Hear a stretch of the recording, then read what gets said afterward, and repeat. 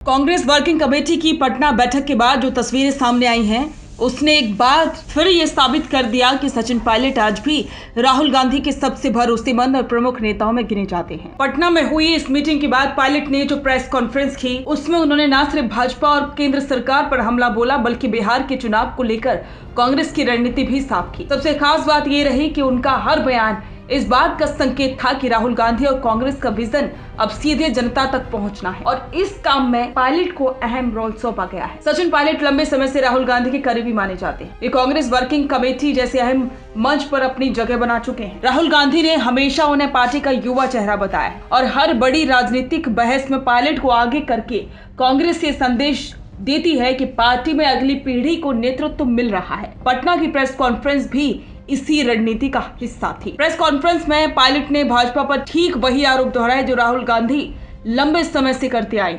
GST को उन्होंने Gabbar Singh tax कहा, भाजपा के दोहरी राजनीति पर हमला किया, गरीब दलित किसान और युवा को केंद्र में रखकर बातें की। ये साफ दिखाता है कि राहुल गांधी का जो नैरेटिव है उसे जनता तक सबसे सदे हुए अंदाज में सचिन पायलट पहुंचा रही हैं। पायलट ने बिहार की समस्याओं को उठाया, जिसमें बेरोजगारी, पलायन और पेपर लीक और किसानों की बदहाली स्थिति शामिल है। लेकिन उनका अंदाज ये दिखाता है कि केवल बिहार ही नहीं बल्कि पूरे देश की आवाज उठा रहे हैं। उन्होंने मोदी ट्रंप की दोस्ती पर सवाल उठाकर राष्ट्रीय स्तर की राजनीति को छुआ, किसानों के 3 काले कानून की बात करके पूरे देश की चिंता जताई और युवाओं के भविष्य की चर्चा करके दिखाया कि कांग्रेस की अगली पीढ़ी की प्राथमिकता यही वर्ग है।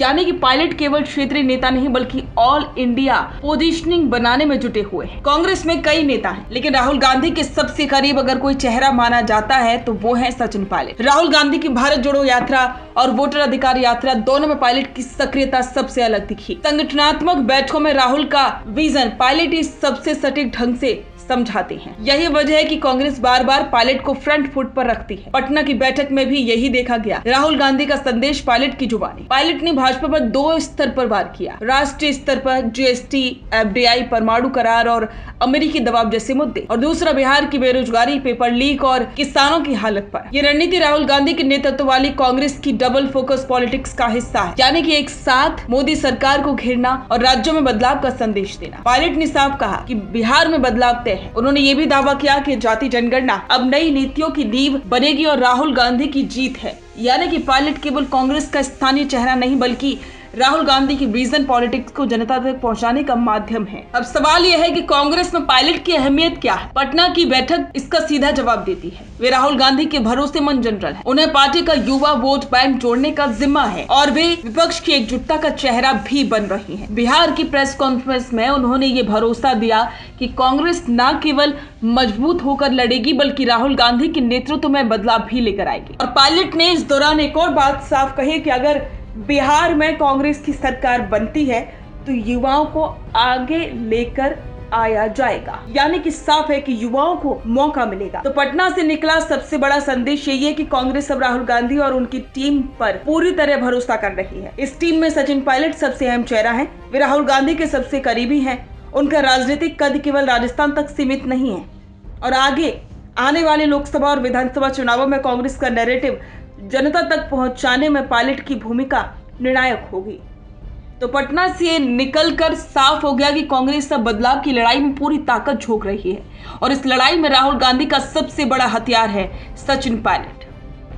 बिजनेस अच्छा हो सकता है, लेकिन अगर नाम नहीं दिखा तो पहचान कैसे बनेगी? अब टेंशन छोड़िए, तो फैक्ट इंडिया आपके बिजनेस को देगा वो पहचान जो पूरे राजस्थान में हर किसी तक पहुंचे। न्यूज चैनल पर विज्ञापन, पॉडकास्ट और प्रमोशन के जरिए आप सीधे 5 लाख सब्सक्राइबर और 10 करोड़ से ज्यादा व्यूज तक अपनी पहुंच बना सकते हैं। तो देर किस बात की, आज ही द फैक्ट इंडिया से जुड़िए और अपने बिजनेस को बनाइए हर घर का नाम।